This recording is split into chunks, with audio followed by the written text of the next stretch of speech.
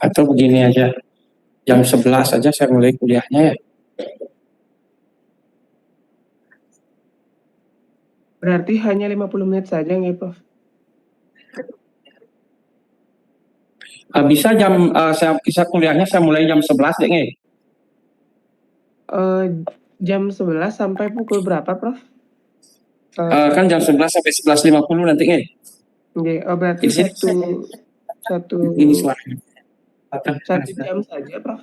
Oh, enggak, bisa deh sekarang, bisa. Nanti kalau seandainya saya cepat presentasi, nanti lanjutkan, ya nanti saya kontak lagi ya. Nggih. Baik, coba. Ya, baik, adik-adik sekalian, saya diberikan tugas untuk menyampaikan tentang gram positif bakteria. Jadi adik-adik, kalau kita berbicara masalah bakteri, tentunya kita harus berpikir adalah pengecatan gram. Adik-adik sudah dapat ya pengecatan gram? Kuliahnya sudah ya, jadi saya akan lanjut saja ke selanjutnya. Jadi kalau di sini adalah bakteri itu adalah terdiri dari sel tunggal ya, jadi satu sel. Bakteri itu di dalam kategori prokariot ya, prokariot, dan ada beberapa sampai ribuan spesies daripada bakteri, dan ada berbagai-bagai macam bentuk ya, bentuk ukuran dan ukurannya. Nah, klasifikasi bakteri kalau kita lihat di sini ada yang berbentuk bata, ada yang berbentuk kokus, ada yang bentuk spiral, dan ada juga yang mempunyai kemampuan untuk membentuk spora. Dan di mana metode daripada produksi energi yang dibutuhkan untuk peristiwa respirasi itu ada yang anaerob maupun aerob. Dia membutuhkan tambahan nutrisi dan bisa dilakukan pengecatan untuk membedakannya dengan pengecatan gram. Nah, kalau kita lihat klasifikasi bakteri berdasarkan pengecatan gram itu di mana bakteri pertama kali dicat dengan kristal ungu ya, kristal violet, kemudian selanjutnya diberikan alkohol atau aston, kemudian apabila kita mau mengecek gram negatifnya maka diberikan safranin, sehingga di sini akan kalau gram negatif dia akan berwarna merah, gram positif dia akan berwarna ungu. Nah, kalau kita bandingkan bentuk sel bakteri dengan sel manusia atau animal cell, maka di sini kita lihat perbedaannya, di mana ada dinding sel, ada outer membran kalau pada gram positif, gram negatif, dan membran sel sama-sama punya membran sel ya, tapi tetap pada bakteri tidak ada mitokondria, itu yang jelas. Nah, ini adalah sebuah struktur di mana sebuah sel bakteri yang terdiri dari sitoplasma, ada inti, ada mesosom, ada villi. Ya, alat untuk villi ini merupakan suatu antigenik faktor atau alat untuk bergerak. Kemudian ada flagella yang merupakan antigenik faktor juga, kemudian ada kapsel, dan kemudian ada pada gram negatif mempunyai dia outer membran atau dinding sel. Nah, dinding sel ini berbeda antara bakteri gram positif dan gram negatif. Karena pada gram negatif dia mempunyai lipopolisakarida. Nah, kalau kita berbicara sekarang masalah gram positif bakteria, maka gram positif itu ada dua. ada gram positif yang berbentuk kokus. Nah, di sini ada Streptococcus.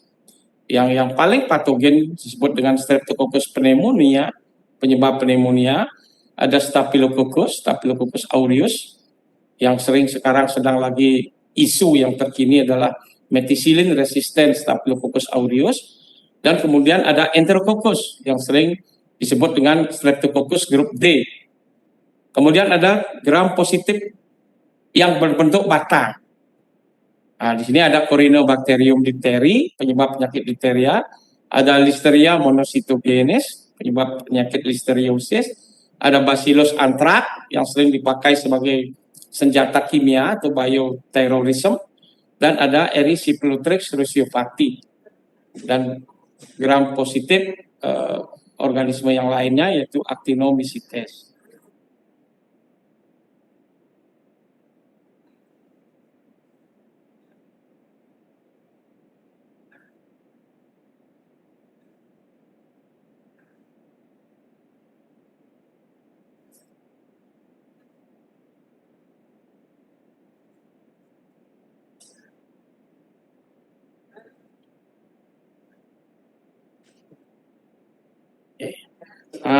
Oke.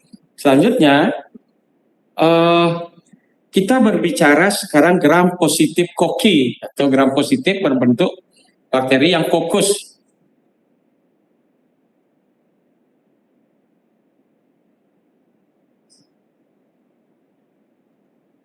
Di sini ada beta hemolytic streptococcus sesuai dengan Lanzaphel's group. Di sini ada grup A Streptococcus, grup B Streptococcus yang sering disebut dengan Streptococcus agalacti, grup C Streptococcus dan grup G Streptococcus. Kemudian yang alpha hemolytic Streptococcus, Streptococcus pneumonia atau pneumococcus, Piridan Streptococcus yang sering menyebabkan bakterial endokarditis, infeksi pada jantung. Kemudian yang ketiga adalah non-hemolytic Streptococcus. Di sini ada Streptococcus faecalis dan berbagai macam grup Streptococcus seperti B, C, D, A, dan O. Nah, kalau kita lihat secara Lancelot classification berdasarkan serologi tes, maka Streptococcus dibagi menjadi grup A yang sering disebut dengan Streptococcus pyogenes, grup B yang disebut dengan Streptococcus agalacti, grup C yang disebut dengan Streptococcus equisimitis, grup D Enterococcus, dan grup yang lainnya yang tidak terklasifikasi. Nah, Streptococcus diklasifikasikan berbagai macam grup dari A sampai K, A, dan U. Dan per one more spesies per grup. Jadi ada lebih dari satu spesies dalam satu grup. Nah, ada juga klasifikasi berdasarkan karbohidrat antigen pada dinding selnya. Yang di sini disebut dengan grup groupable streptococci A, B, and D, C, G, and F, dan grup non-groupable, jadi Streptococcus pneumonia dan Viridan Streptococcus atau Streptococcus mutan yang sering menyebabkan infeksi pada gigi atau karies gigi. Tipe-tipe hemolisis di dalam berdasarkan kriteria tadi, ada yang disebut dengan beta hemolytic streptococci, alpha hemolytic streptococci, gamma hemolytic streptococci. Ini bisa kita lihat dari blood agar. Ini adalah beta hemolitik, di mana pada beta hemolitik ini dia akan terjadi komplit hemolisa. Sedangkan pada alpha hemolisis ini terjadi parsial. Sedangkan gamma hemolitik tidak terjadi hemolisis sama sekali. Ya. Ini bedanya berdasarkan hemolisisnya pada blood agar, jadi agar darah. Nah, berdasarkan kebutuhan terhadap oksigen, bakteri itu dibagi menjadi dua, aerob dan fakultatif anaerob. Kemudian obligat anaerob, yang di sini sering disebut dengan anaerob yang betul-betul strict anaerob. Contohnya adalah Peptostreptococcus. Nah, di sini ada hemolisis ya, aerob ini alfa hemolitik dan beta hemolitik dan gamma hemolitik berdasarkan hemolisenya pada agar darah. Oke. Nah, selanjutnya, jadi tadi kan hemolise dia pada agar darah. Kemudian kalau kita lihat hemolisisnya ini dibagi alfa, beta, dan gamma. Nah, yang gamma itu ada di Enterococcus group. Yang beta adalah golongan hemolytic streptococci ini adalah Streptococcus pyogenes. Nah, ini adalah contoh bagaimana infeksi Streptococcus ini pada throat, jadi pada faring, pada tenggorokan, di mana bakteri ini akan menyebar secara langsung dan kontak pada mukosa dari hidung ke tenggorokan dan dari seseorang yang terinfeksi, dan juga bisa kontak menginfeksi luka dan juga beberapa pada kulit. Nah, grup B Streptococcus yang sering disebut dengan Streptococcus agalacti adalah sering menyebabkan kematian atau neonatal sepsis dan meningitis pada anak-anak, pada bayi. Insidennya jadi 2 sampai 4 per 1000 live birth. Dan dia secara invasif 1,8 per 1000 live birth. Dan biasanya primarily kita dapatkan dari newborns, jadi yang baru lahir, dan biasanya pada umur setelah 5, jarang didapatkan pada umur setelah 5 bulan. Nah, ini adalah kalau kita lihat Streptococcus agalacti yang sering disebut dengan GBS. Jadi grup B Streptococcus karena dia menunjukkan beta hemolisis pada blood agar darah. Ini adalah Streptococcus agalacti. Kalau kita lakukan pengecatan gram berderet ya, berwarna ungu, gram positif. Ini adalah tes untuk mendeteksi dia di pada blood agar yang disebut dengan CAM test. Dan dia menghidrolisa hipurat menjadi hipurit. Inilah diagnosis daripada Streptococcus agalacti. Nah, kalau kita lihat bagaimana beta hemolitik kolonis daripada Streptococcus agalacti pada blood agar setelah diinkubasi selama 18 jam pada suhu 36 derajat Celcius, ini begini dia. Kemudian pada vaginorectal culture yang ini pada Granada agar, warnanya putih dia tanpa blood, sehingga kelihatan dia koloninya begini. Dan ini pada chromogenik agar, khas sekali dengan warna yang hitam-hitam. Ya. Nah, grup beta Streptococcus agalacti ini termasuk grup beta hemolitik Streptococcus dan menyebabkan infeksi pada perinatal yang mana transmisinya melalui delivery via both kanal Connolly with GBS. Insidennya di US 15 sampai 20%. Onset of infectionnya jadi 20 jam setelah lahir, dan sering terjadi early onset pada neonatal itu adalah sampai 6 hari dan menimbulkan sepsis dan pneumonia. Dan apabila ini tidak diterapi dengan baik, maka dia akan menyebabkan meningitis dan sepsis pada bayi. Labnya adalah bisa dikultur, kemudian terapinya adalah ini penicillin G, dan preventionnya adalah melakukan screening dan propilaksis untuk grup B Streptococcus. Ini adalah suatu summary bagaimana Streptococcus agalacti yang merupakan beta hemolitik Streptococcus, dia adalah merupakan flora normal di bladder, di saluran, di kandung kemih. Nah, apabila dia keluar dan terhirup oleh bayi pada saat lahir, delivery, maka akan dan juga bisa terjadi pada post membran ruptur oleh onset, maka akan terjadi sepsis kurang dari 1 minggu. Kemudian pneumonia, meningitis, dan mortalitinya 5%. Dan prevensinya adalah dengan melakukan screen dan antibiotik terapi. Diagnosisnya bisa dengan kultur pada chromate agar atau dengan thumb test, kemudian bisa dengan biomolekuler dengan PCR, dan terapinya adalah penicillin G. Nah, selanjutnya adalah Streptococcus pneumonia. Streptococcus pneumonia merupakan most common cause of community acquired pneumonia. Jadi klasik simptomnya adalah jadi shaking rigor, demam, purulen sputumnya purulen, ada terjadi nyeri pada pleura, dyspnea dan chest planting, jadi sesak dengan chestnya, dadanya terjadi splinting. Nah, ini adalah Streptococcus pneumoniae yang merupakan ada dua DNA di sini. Di sini diliputi oleh diplo, dia Streptococcus pneumoniae ini adalah diplococcus tapi gram positif. Jadi dua dia ini. Jadi kalau kita lihat ini diplo dua. Dan ini adalah dilipisi oleh kapsul, sel membran dan dinding sel. Nah, ini DNA-nya.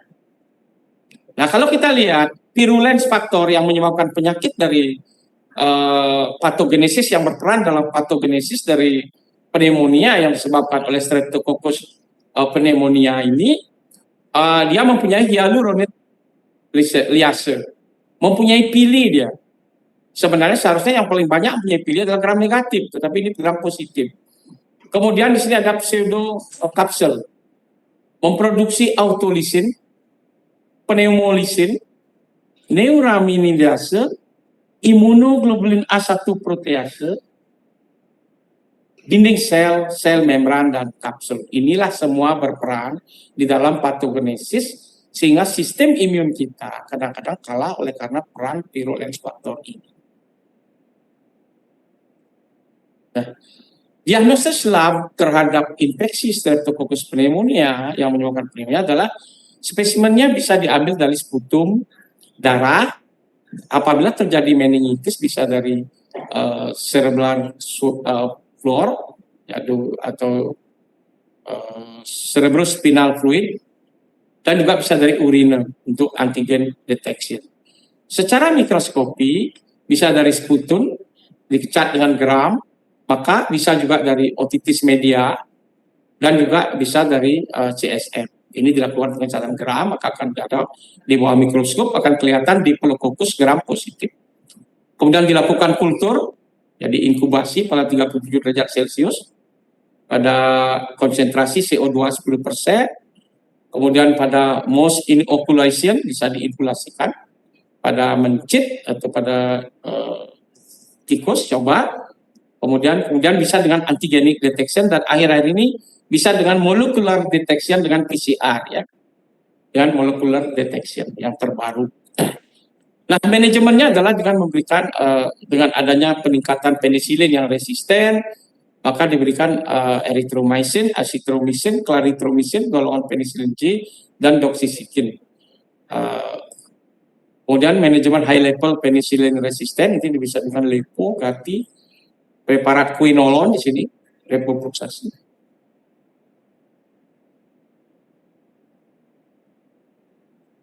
Kemudian parenteral bisa segenerasian cephalosporin dan high dose ampicillin dan vancomycin. Nah, selanjutnya gram positif koki yang lain adalah Staphylococcus aureus.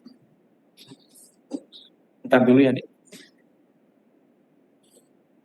Jadi Staphylococcus di sini ada Staphylococcus aureus dan epidermidis. Keduanya ini adalah penyebab hospital acquired infection, jadi infeksi nosokomial di rumah sakit.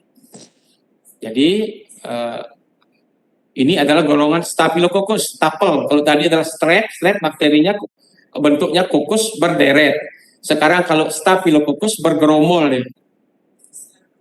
Jadi Staphylococcus adalah genus gram positif bakteria dengan dari famili Staphylococcae dari order Bacillus. Dan di bawah mikroskop dia kelihatan spherical dalam berbentuk grape-like cluster seperti buah anggur.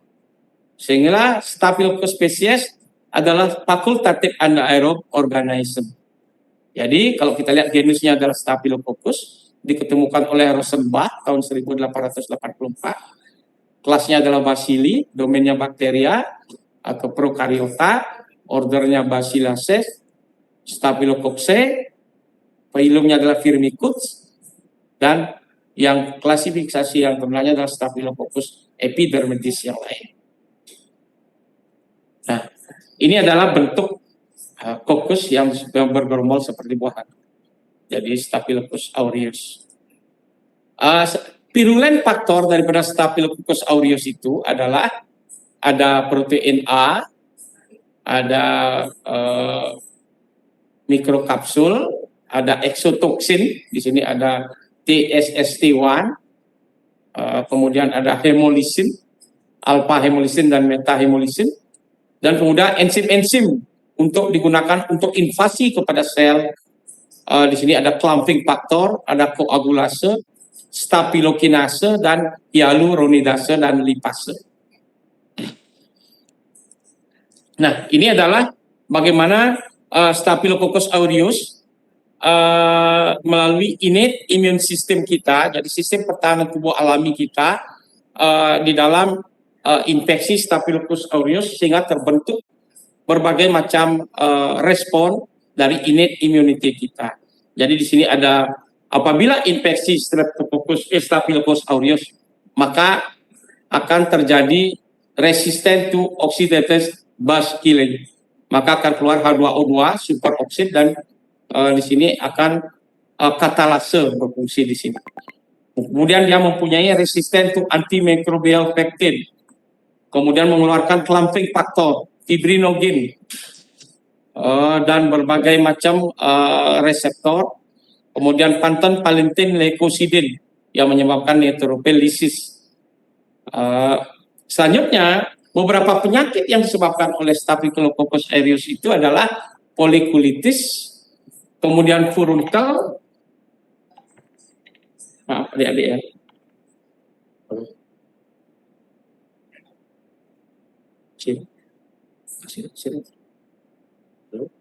Halo, sini. Oh, di kerja.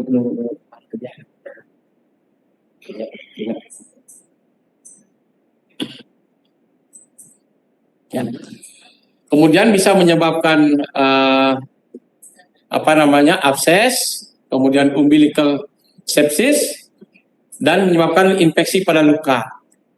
Juga menyebabkan respiratory tract infection, upper sinusitis, otitis media, dan lower respiratory tract seperti lung abscess dan bronchopneumonia.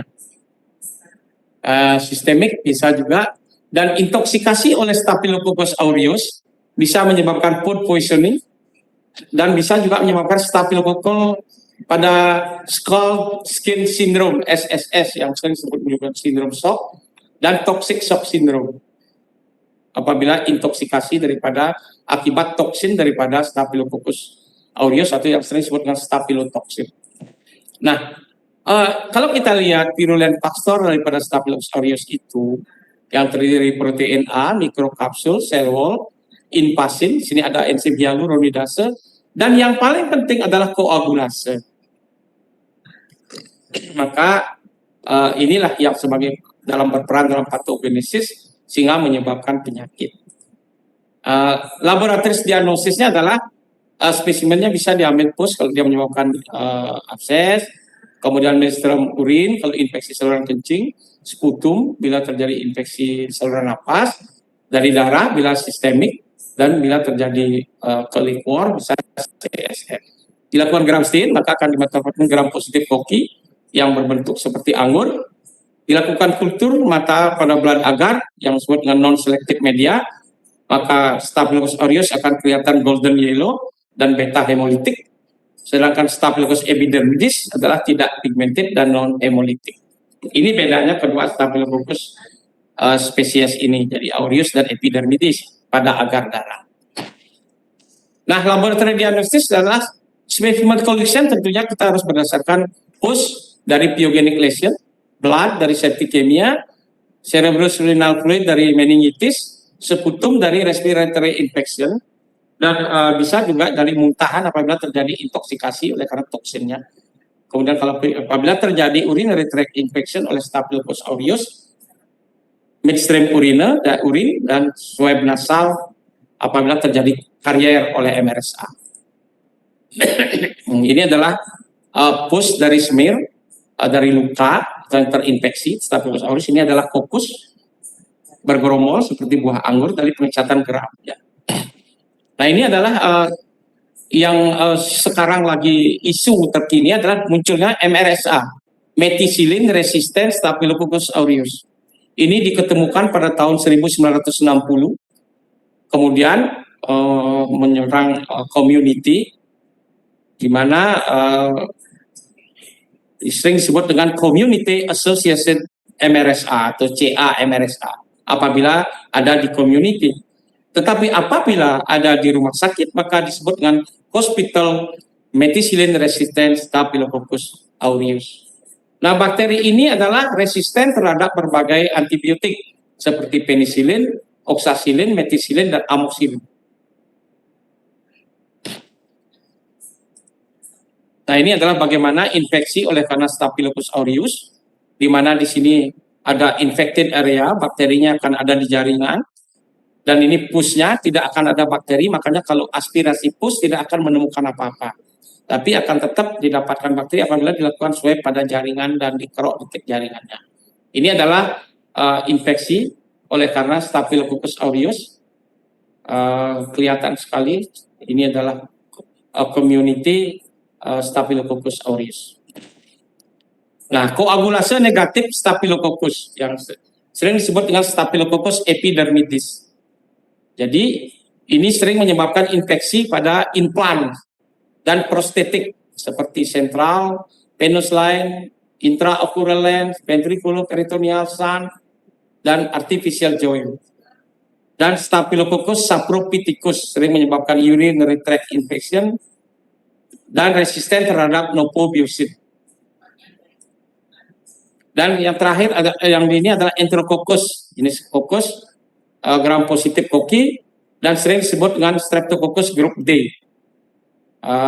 Organismenya ada dua, Enterococcus faecalis dan Enterococcus faecium.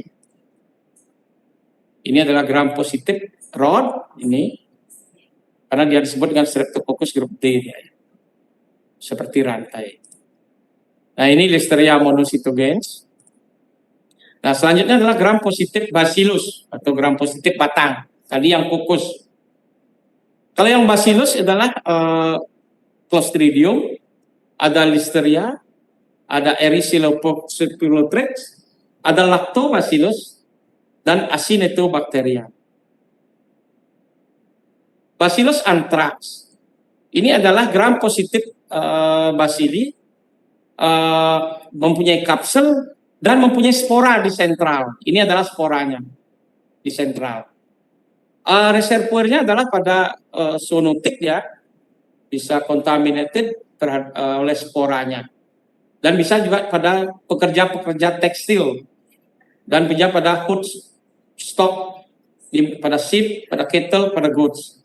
Virulent faktornya mempunyai kapsel, ya, kapsel, kemudian mempunyai spora, ini sentral, sporanya yang putih-putih ini, dan mempunyai exotoxin yang disebut dengan antraktoxin, menyebabkan nekropsis dan edema, dan mempunyai protective antigen sehingga dia tidak bisa tercover oleh antibodi.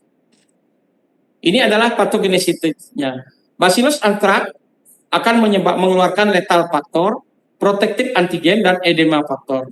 Ini menyebabkan lethal toksin, menyebabkan kematian jaringan.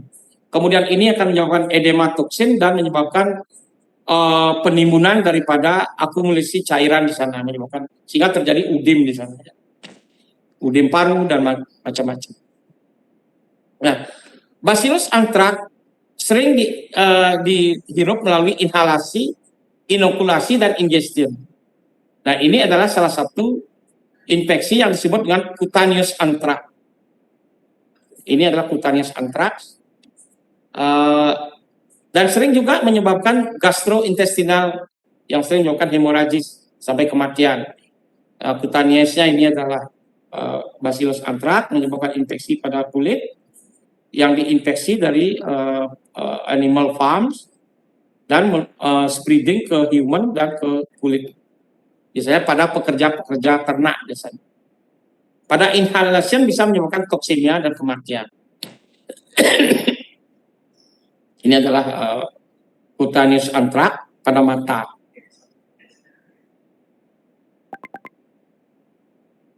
Nah, ini disebabkan oleh toksin. Nah, ini adalah efek antraks pada paru-paru.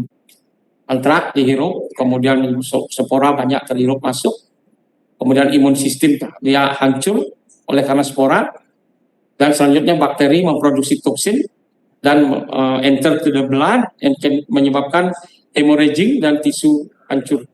Selanjutnya akan terjadi kerusakan paru-paru.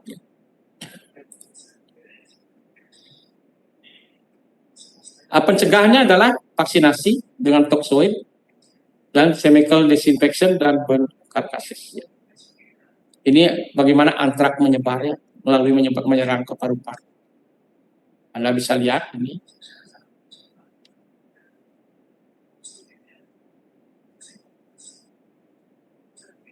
Nah, ini adalah Bacillus cereus. Bacillus cereus ini adalah merupakan non-encapsulated, bergerak dan berspora. Namun sporanya tidak sentral ya. Yang virulence faktornya adalah spora, enterotoksin, hemolysin dan lecitinase. Sering menyebabkan food poisoning, catheter sepsis dan ocular infection. Dan yang lainnya adalah Bacillus subtilis. Sering terjadi pada soil dan non patogenik, namun mempunyai endospora, dan commercial use adalah untuk enzim production dan insektoksin. Sering sebagai fungicide ya. Bacillus subtilis ini sering dipakai dengan fungicide, sebagai fungicide. Clostridium, jadi Clostridium ada 3, tetani, perfringens, dan botulinum. Dia adalah gram positif rod atau batang, obligat anaerob, bergerak, dan mempunyai spora di terminal. Itu bedanya dengan Bacillus anthrax. Kalau Bacillus anthrax sporanya ada di sentral, kalau ini di terminal, seperti drumstick dia. Dan mengeluarkan exotoxin. Kemudian Clostridium perfringens. Ini sering mengeluarkan kolagenase, hyaluronidase, DNase, dan CH2O dan mengeluarkan gas. Sering menyebabkan kontaminasi pada makanan, pada pembedahan juga. Penyakitnya adalah food poisoning dan gas gangren.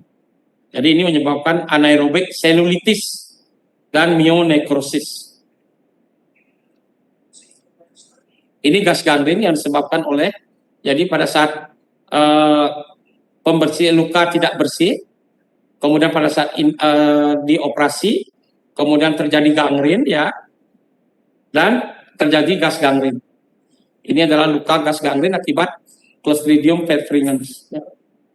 Treatmentnya adalah debridement, ini dibersihkan, dibuka lagi jaringan yang dibuang, berikan antibiotika dan hiperbarik dengan oksigen yang tinggi karena bakterinya adalah mati oleh karena tekanan oksigen yang tinggi.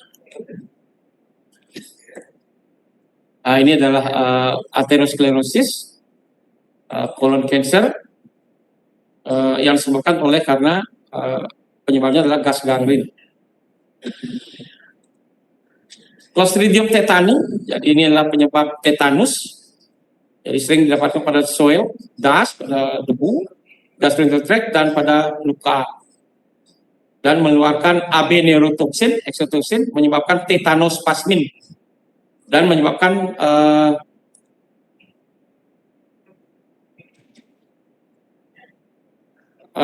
rilis daripada neurotoksin ini. Diagnosisnya dari sporanya, kemudian blok-toksin dan toksin neutral sintes. Kemudian treatmentnya dengan antitoksin, anti-tetanus toksin, antibody, debridement, dan curare poison. Pencegahannya adalah vaksinasi dengan toxoid DPT dan antitoksin. Pada neonatorium sering terjadi tetanus yang disebabkan oleh Clostridium tetani, di mana dia akan menyebar melalui umbilical cord, umbilicusnya, dan apabila instrumen daripada saat melahirkan itu tidak bersih. Kemudian Clostridium botulinum Ini sering menyebabkan intoksikasi juga pada makanan ya. Ini bisa menyebabkan sering menyebabkan foodborne infection. Ini adalah bagaimana Clostridium botulinum patogenesinnya. Dia mengeluarkan AB neurotoxin. Tipe A proteolitik, tipe B dan tipe E adalah non proteolitik. Dan bind to neuron dan menyebabkan placid paralysis pada saraf ya. Ini adalah disease paralysis placid pada cardiac failure dan respiratory failure.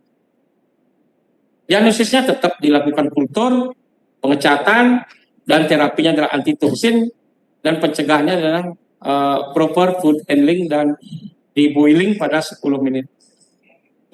Ini adalah Clostridium botulinum yang merupakan gut resistant spore produce deadly toxin upon germination.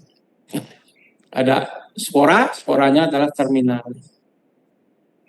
Nah, ini adalah botok dengan Clostridium ya, di mana botok block acetylcholine release, muscle proliferation, contraction dan wrinkles. Acetylcholine release, muscle contraction. Jadi di sini peran botok sekarang yang terapi botok itu adalah memakai Clostridium botulinum. Clostridium difficile ini adalah sering menyebabkan infeksi apabila pemakaian antibiotika yang lama. Jadi epidemiologinya adalah long term care facilities, chronic antibiotic use, dan fecal oral route. Patogenesinnya toksin dan spora. Penyakit yang disebabkan adalah colitis pseudomembran dan cecal perforation. Ini adalah bagaimana Clostridium difficile bisa menyebabkan penyakit sehingga colitis terjadi, ada pseudomembran di sini. Dan ini sering terjadi pada pemakaian antibiotika yang lama. Nah, ini golongan Actinobacteria. Di sini ada Corynebacteria. Corynebacteria adalah Actinomyces, adalah anaerobik dan menyebabkan penyakit abses, sulfur granules, dan sampai menyerang pelvic. Ini adalah preparat daripada actinomycosis. Propionibacteri adalah gram positif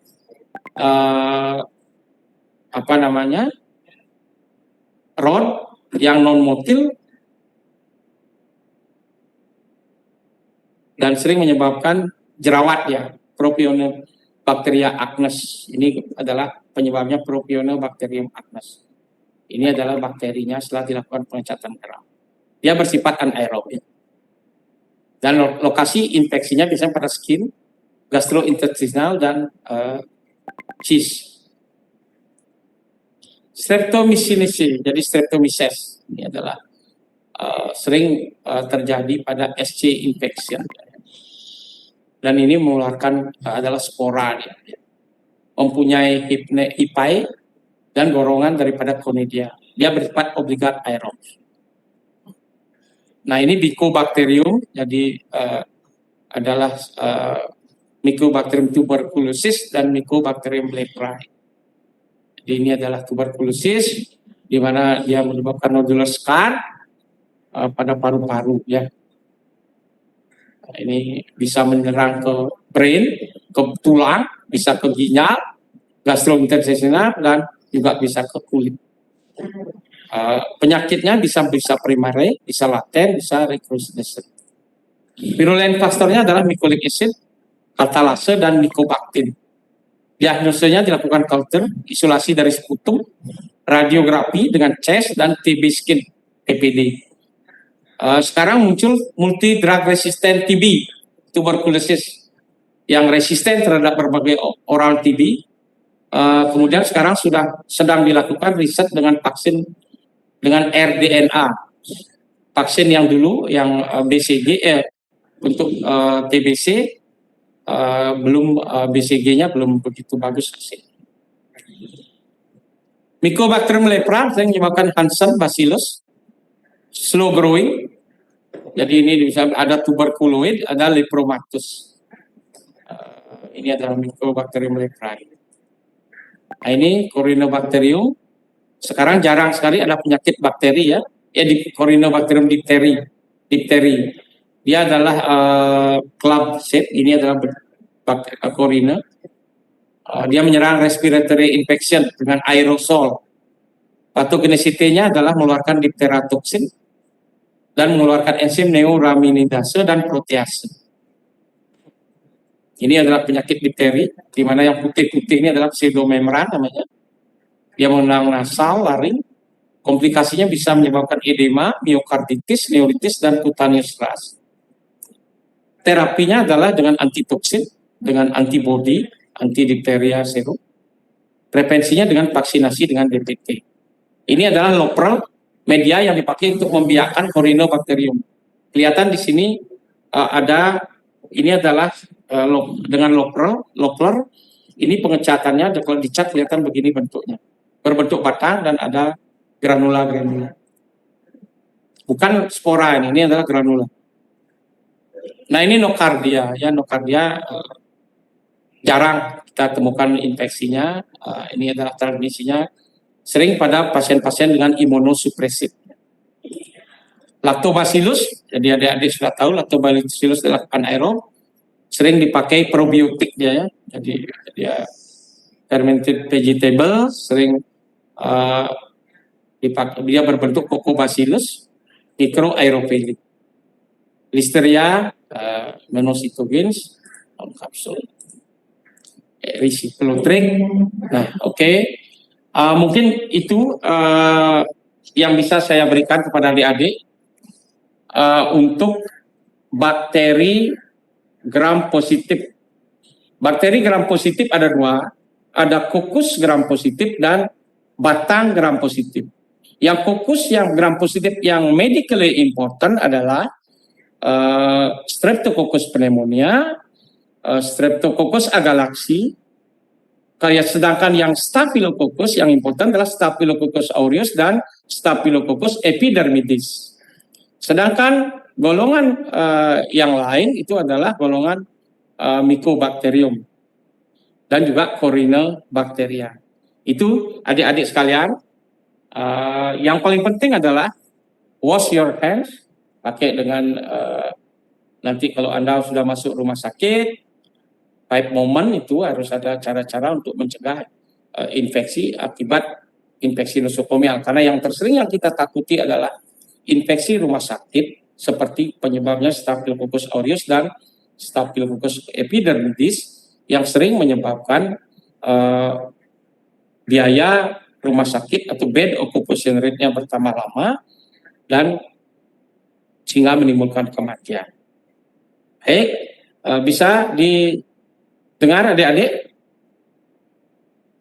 Bisa, Prof. Kuliahnya sudah saya share nih, PowerPoint-nya. Ya, sudah, Prof. Sudah saya sampaikan juga kepada teman-teman yang lain, Prof. Oke, karena waktunya sudah pas ini, 50 menit. Jadi nanti kedua tidak ada kuliah lagi nih.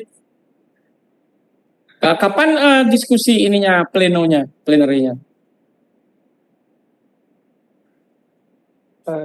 Prof, saya lihat dulu sebentar. Ini mohon diinfo hedeknya. Iya, Prof. Nanti akan diinfokan kembali nih, Prof. Oke. Baik, saya akan akhiri ya. Terima kasih adik-adik atas perhatiannya. Saya ucapkan selamat belajar, tentunya salam sehat, jaga kesehatan, salam rahayu. Terima kasih. Terima kasih, Prof. Terima kasih, Prof. Terima kasih, Prof. Terima kasih, Prof. Oke, sama-sama. Yuk.